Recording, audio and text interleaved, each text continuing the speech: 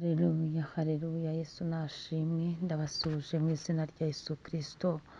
Abo tubana mu mwanya wa niba turi buri gitondo, wowe uri hano mu mujyi wa Kigali, abari mu ntara, bari hanze y'igihugu cyacu cy'u Rwanda, ku migabane itandukanye.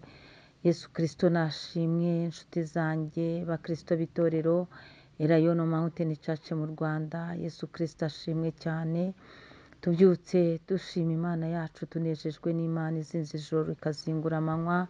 Dushimiye Imana intwari ku rugamba, dushimiye Imana yatwimanye, dushimiye Imana itugejeje kuri uyu munsi turi bazima, dushimiye gukora kw'Imana yacu kurahambaye, kuratangaje. Dushimiye ko Imana ituba hafi, Imana iturinda, Imana iduhisha. Imana ishimwe. Icyaguhishurira uburyo ki Imana ijya iguhisha, icyaguhishurira, icyaguha amaso ukabona ukuntu Imana ikurinda. Ntabwo waterwa isoni, nta nubwo wagira ubunebwe bwo kuyishima. Wahora uyishima iminsi yose, kuko wowe hari ibyo udaha agaciro, ariko wari ukwiye guha agaciro uburyo ki Imana ikurinde, ikaguha umwuka wo guhumeka, uburyo Imana yagiye igukiza amaboko akomeye y'ibigeragezo bitandukanye wanyuzemo. Ibyo bigutere gushima Imana. Nta muntu n'umwe ubaho atagira ibigeragezo, atagira ibimubabaza. Rwose nta muntu ubaho, kuko muri iyi si huzuye uruho n'amahane n'ibyago n'imibabaro. Niyo mpamvu rero wowe ugihumeka umwuka w'abazima, wowe rwose ubona ko Imana ikwitayeho, Imana ikurengera amanywa na nijoro, unyemerere ufate akanya gato, niyo yaba iminota 5 cyangwa 3, ugire reconnaissance, ubwire Imana ngo ndabyibutse Mana, ndabyibutse wa mwaka, ndabyibutse ya tariki, ndabyibutse rya joro, ndabyibutse kuri ya manywa y'ihangu, ndabyibutse kuri wa mugoroba ibyo wakoze. Icyubahiro n'ikibi cyawe. Ntukabure gushima Imana, kuko ibyo kurya Imana yishimira ni amashimwe, ni amashimwe aturuka mu mitima yabo yaremye. Ukereka Imana ko uzirikanye cyane gukomera kwayo no gukora kwayo. Imana nishimwe cyane. Nakubwiraga ngo ubyuke uhereza Imana icyubahiro. Muri iki gitondo muri kumwe na Bishop Leonira, umushumba w'itorero Elayono Mountain Church mu Rwanda. Turacyari muri teme yacu igira iti kwemerwa n'Imana ni umugisha. Kwemerwa n'Imana ni umugisha. Impamvu ari umugisha, abantu bakwemera ejo bakakuvuma bitewe n'uko ibyo wabahaga byashize.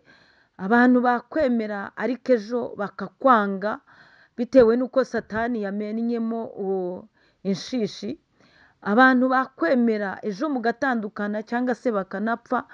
Rero ikintu kirenze ibindi twasanze ko kwemerwa n'Imana ari umugisha. Kwemerwa n'Imana ni umugisha. Kwemerwa n'Imana kandi bifungura iyindi migisha.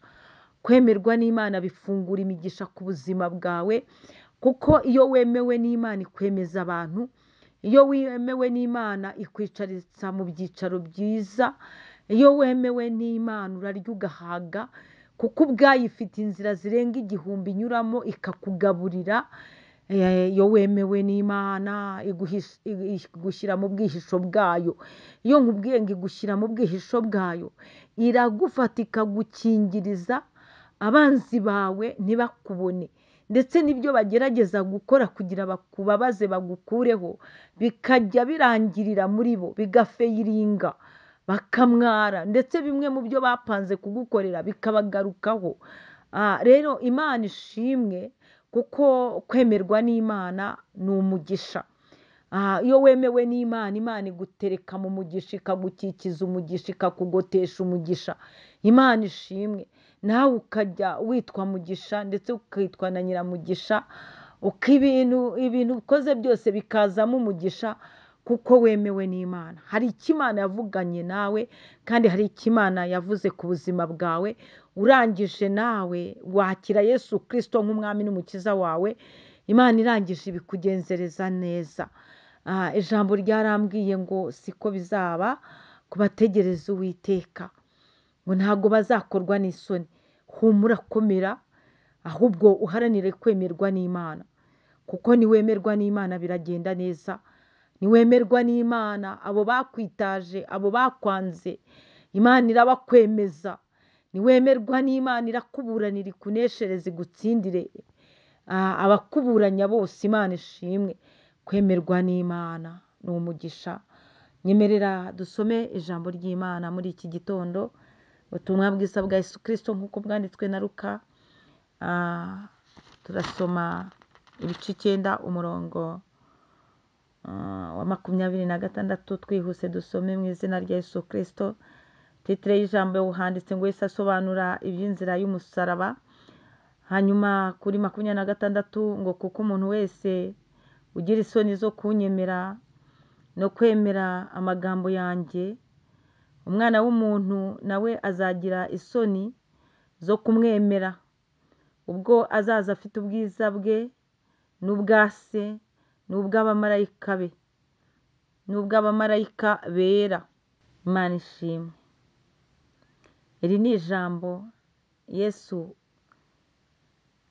yaganirije abigishwa be, ndetse kenshi yakundaga kuba ari hamwe akababwira iby'ubwami bw'Imana.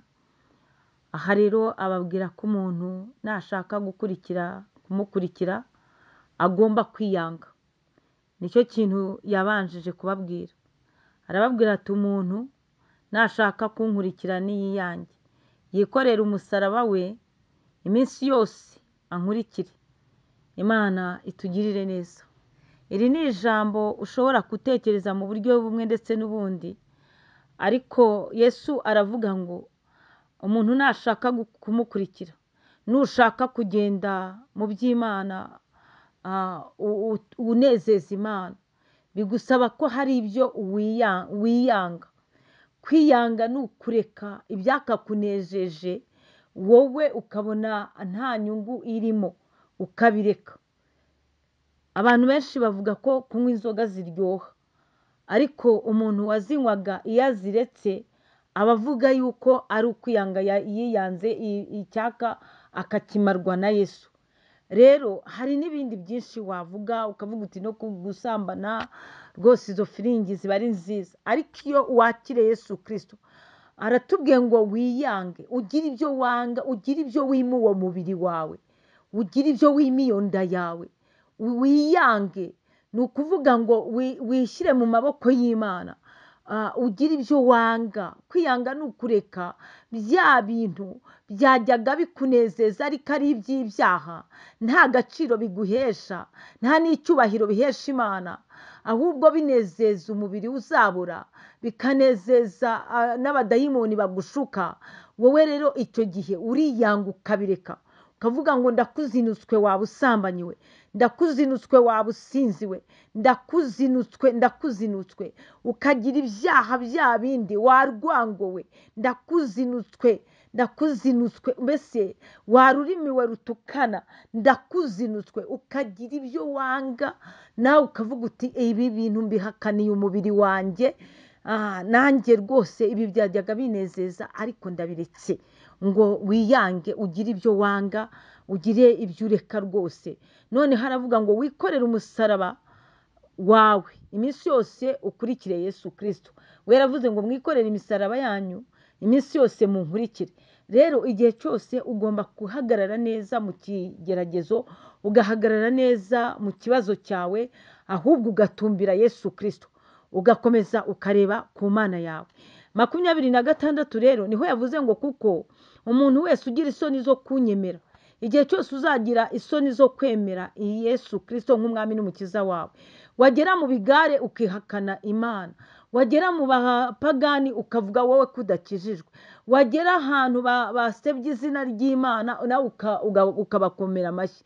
Yesu aravuze ngo igihe cyose uzagira isoni zo kwemera Imana, zo kwemera Yesu Kristo, ukagira isoni zo kwemera Imana no kwemera amagambo y'Imana, ukagira isoni ukumva rwose utahamya ko wakijijwe, ukumva utahamya ko uri umukristo, ukumva utahamya yuko wamaramaje, icyo gihe rero bizakugendekera gute? Kuko wagize isoni zo kwemera Imana no kwemera amagambo y'Imana. Ngo umwana w'umuntu nawe azagira isoni zo kumwemera. Turacyavuga kuri teme yo kuvuga ngo kwemerwa n'Imana ni umugisha. Icyo gihe Yesu Kristo ngo azagira isoni zo kukwemera, azazigira ryari? Azazigira ubwo azaza afite ubwiza bwe n'ubwa se n'ubw'abamarayika be, ngo igihe azagaruka gutwara itorero, igihe azaba aje gutwara abamwizeye n'abamwemeye n'abamuhamije, ngo icyo gihe wowe azagira isoni, ngo azagira isoni rwose zo kuguhamya ubwo azaba aje gutwara abamwemeye bose. Ngo icyo gihe kandi azaza ngo afite ubwiza bwe n'ubwa se ngo n'ubw'abamarayika be. Imana idufashe, Imana itugirira neza, ngo ntabwo icyo gihe azakwemera. Kandi turi muri teme ivuga ngo kwemerwa n'Imana ni umugisha. Haranira rero kwemerwa n'Imana igihe Yesu Kristo azaza afite ubwiza bwe n'ubwa se n'ubw'abamarayika be, azakwemere avuge ngo uyu nguyu ni wa wundi nameneye amaraso, ni wa wundi naguze, natanzeho igitambo gikomeye cyane. Uyu nguyu ni uwakijijwe yihanganira imibabaro. Uyu nguyu yikoreye umusaraba we neza. Erega ubwo buzima urimo harimo umusaraba wawe. Icyo usabwa ni ukuwikorera neza, warangiza ugakurikira Yesu Kristo akakubera byose hose. Icyo rero wiwurambika, uwo musaraba nta wundi wawikorera. Icyo kibazo nta wundi wakijyamo ngo agishobore. Icyo kibazo cyawe nta wundi wakikorera. Kikorere neza, ugihagararane nacyo neza, uhagararane nacyo neza imbere y'Umwami Yesu Kristo. Humura azakuruhura, niwe uruhura imitwaro y'abarushye n'abaremerewe. Imana ishimwe. Shalom shalom. Kwemerwa n'Imana ni umugisha. Imana ibaha umugisha, mugende muharanira kwemerwa n'Imana. Shalom.